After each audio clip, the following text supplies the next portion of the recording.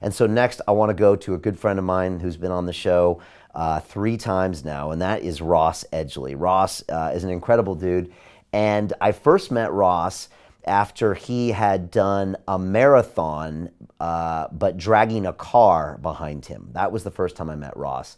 After that, he went to climb Mount Everest, but that was actually a rope. He was going to climb up and down a rope so many times in 24 hours that it was the equivalent of climbing Mount Everest. And I remember I took the crew out there with a drone way out in the countryside, and we shot some footage of it, and I interviewed him out there. And I love Ross's attitude because he's always pushing the limits. And he's a really happy, kind of jovial guy, but he's obviously a badass because he pushes himself to do things that most people can't conceive of. And when I heard what he was doing next, it blew me away. And that was his plan to swim around the entire Isle of Great Britain. And yeah, that's what you see on the map. Like down the English Channel, up the coast by Ireland, all the way around Scotland, and back down the other side to swim it without ever touching land. No one had ever done it in history. And when Ross said he was going to do it, I was like, dude, you must be out of your mind. And he's like, no, Brian, I'm going to swim twice a day, 6 hours each shift. I'm going to have a crew. I'm going to have food on board. I'm going to track it all via GPS so everyone can see me. And I was just like, if anyone can do this, Ross Edgley can do it, because this guy showed me in the past that he can take his mind places that other people can't do. And so I watched him. He put it out. Red Bull sponsored it. He put vlogs. You could track him every day. And it was brutal to see what happened to him. He faced so many challenges, jellyfish going into his face, tides, problems with ships, everything. But he just stayed stoic the whole time. And he had so many opportunities to quit. And it got even to where he even had personal problems and family problems. I think his father was really failing in his health. And Ross just channeled all that and said, I'm not going to quit mentally. And this is Ross going a little bit deeper into the Great British Swim. Looking at almost Stoic philosophy as well, and I was reading so much on, Marcus Aurelius' meditations, and I was reading so much of that, and you're right. You sit there and think, what can I control? Well, I can control that the words I quit are never going to come out of my mouth, ever. I'm never going to entertain that. And I think, especially, and you can relate to this, certainly when you did Iron Mind, you are left alone with your own thoughts on the bike, on the run, or the swim. It doesn't matter. The same way that I was on the swim. And because you can't speak to your family and friends, you're alone. You're alone with your own thoughts. So if you entertain the idea and you go, maybe I can quit. Oh, there's land over there. Oh, there's a hotel there, And that's why I said I never wanted to touch land, because I think it could have been very easy to check into a hotel and all of a sudden it's quite warm. And all of a sudden I look over and I look out to sea and there's 40 knots of wind and I go, oh, should we call it today? And again, that's 12 miles you've missed out. You don't swim at night, that's 30 miles you miss out on that day.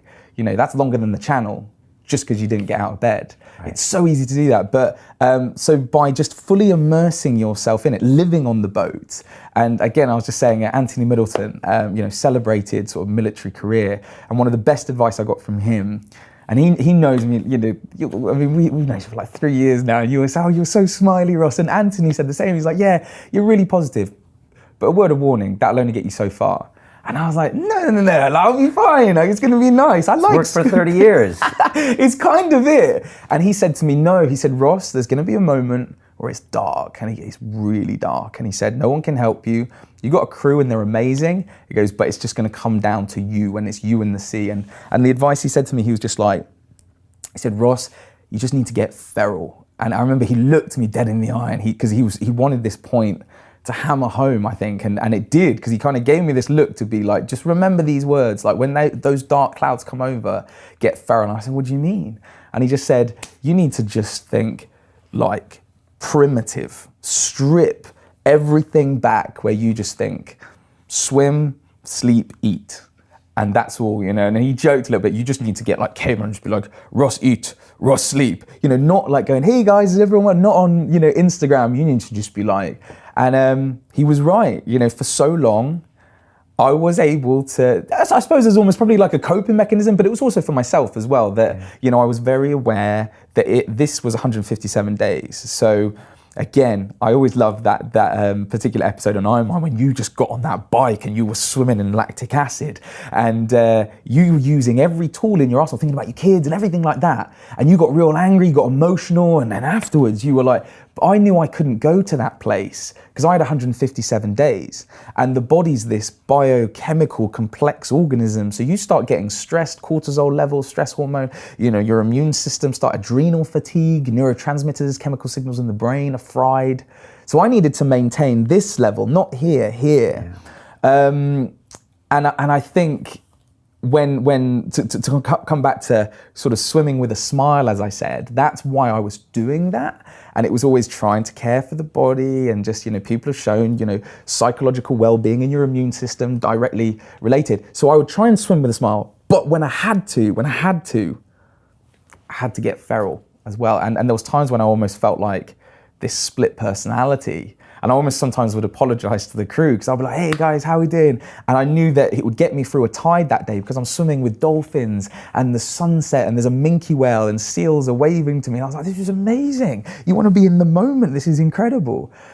And there's other times when you're swimming through the Moray Firth, and the Moray Firth, you're 40 miles from land. And there was barely a moon in the sky. It was overcast as well, so not even the light from the stars. You couldn't see the hand in front of your face when you were swimming. And I remember because I was trying to look at my watch and I'm swimming and I'd look at my watch and I was like, nope, can't see. And it was that dark. And you're getting hit in the face. During a 6-hour night swim, I could be stung up to 20 times by jellyfish. So it's just, and that's another thing. It's hard for me to explain because you're swimming and you're kind of like, I know I'm going to get hit. I just don't know. Bang, and you're like, but I could get out and feel sorry for myself. I'm in the middle of the Moray Firth. So the other thing there is, if I get out, feel sorry for myself, the team have got to stay out in the Moray. The boat's got to stay out in the Moray Firth. A storm comes in and we're no longer safe as a boat. The day after Ross touched the shores, he came in here and sat down in the leather chair at London Real Studios. I was just overwhelmed of what he had accomplished, and he decided to come here the day after. He walked me through everything that happened. I thought he might be in some kind of a weird state of shock or post-traumatic stress, but he was just normal, happy-go-lucky Ross Edgley, just doing his thing. And just so many lessons to learn from this guy as far as keeping everything stoic, keeping your emotions in check, and just forging on no matter what. Set the goal, realize your brain is going to give you every signal under the sun to get you to stop. And like I said, I used to experience this when I would go on my runs for Ironman. About 4 kilometers in, I would say, oh, my knee hurts. My left knee hurts. Maybe I better stop so I don't, damage myself so I can't make the race. 8 kilometers in, I'd say, did I have enough nutrition? Maybe this isn't the best day for the run. 12 kilometers in, I would come up with some other excuse. And then as I did this over time, I realized it was my brain playing tricks with me. So I would just say, shut the hell up. We're finishing this thing. And so the better you can understand your brain and knowing that it's going to play tricks on you, the more you can be ready to push through that 40%, because that's what it's going to do. And it's going to come up with the most plausible reasons why you should stop. It's going to say, oh, this is the wrong time. Oh, this is bad nutrition. Oh, my body's doing this. My emotions doing this. The weather is bad outside. Oh, let's save it for the weekend when this is always going to be. But those are just excuses. And you're going to have to push through that if you want to accomplish these incredible things that are going to inspire others and, let's be honest, even inspire yourself.